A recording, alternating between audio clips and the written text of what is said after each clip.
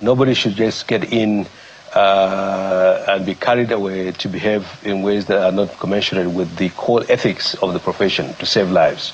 And whatever issue that existed, there are always issues that can be negotiated. Even after strikes, it's negotiation that solves them. I have to say that in the last 2.5 years, we experienced relative harmony. We have not had major disruptions in services except for the period where resident doctors, not the medical association, not the medical and dental consultants, only the trainee physicians, the younger physicians, who took on issues that were legacy issues for a very long time, long litany of issues that they brought to the fore, some of which were germane, some of which were addressed, some of which ultimately had to be negotiated. So it's unfortunate, and we hope that they've learned an important lesson, that in fact, you don't take a country hostage. You also agitate for your grievances and sit around the negotiating table and resolve those issues in a responsible manner as a professional group. But the question here, Minister, is whether or not the government also have taken them for granted over the years. And it's whether or not these guys can die in silence if the government is not serious about their welfare. These are the issues. Let me tell you that there were outstanding arrears from 2023, which amounted to 50 billion. Those were dispensed with.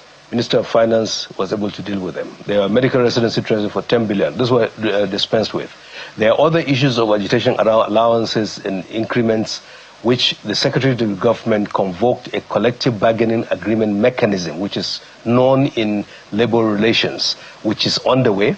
There was an interim understanding to have a job evaluation so that if you're going to increase, particularly on issues of relativity, that how do you do that, taking into cognizance the training and also the work that folks are doing. You don't do things like that just offhand. We looked at the whole regions in this, the African region, asking the World Health Organization to come in and tell us how do Nigerian health workforce compare relative to others, so that we are informed how we remedy, because it's in our interest for us to have well-remunerated, incentivized, comfortable health workforce to deliver on the agenda.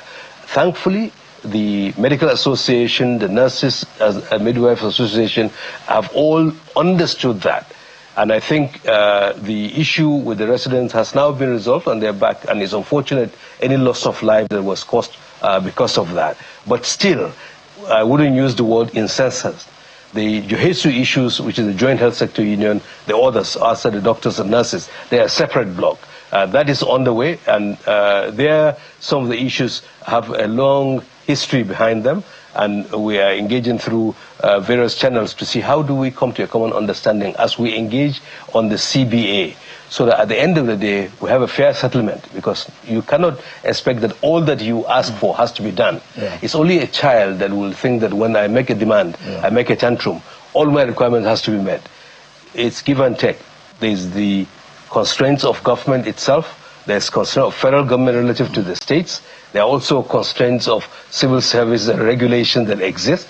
But within that, if we all lean in constructively, I'm sure there is nothing that is not resolvable if the spirit of give and take is there. And we're encouraging the health professionals, and we thank especially the leadership of many of these that are really have understood this, and I believe across the national leadership, but also the sub-national leadership of those associations, many of them really reason with this government, seeing the huge effort that President Tinubu has put in transforming the health sector.